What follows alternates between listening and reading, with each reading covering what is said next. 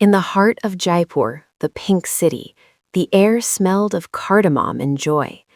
Thousands of clay diyas lined the stone balconies, their flames dancing like tiny golden spirits.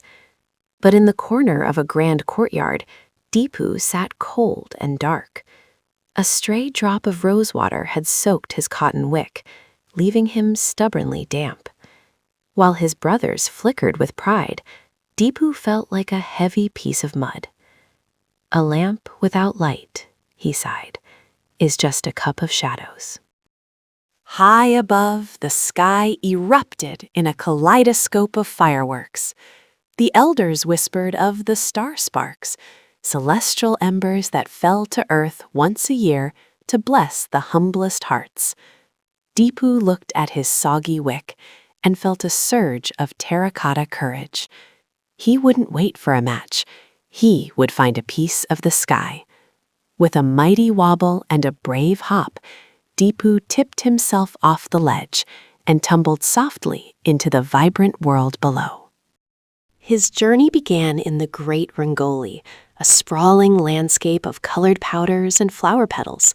To a tiny Diya, the patterns were mountain ranges of indigo and rivers of saffron. Suddenly, the ground shook. A pair of embroidered jutis, worn by a whirling dancer, thundered past him. Deepu ducked under a marigold petal just in time, his little clay heart thumping against the floor. He wasn't just a lamp anymore. He was an explorer in a forest of light and rhythm.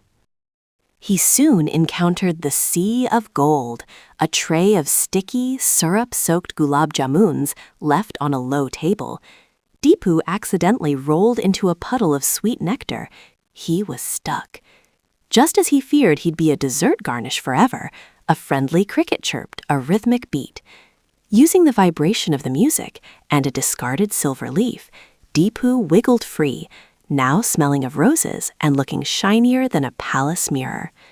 Onward, he cheered, his damp wick drying in the warm Jaipur breeze. Deepu reached the edge of the courtyard where a young girl held a crackling sparkler. As she waved it, a single brilliant ember, a true star spark, spiraled through the air.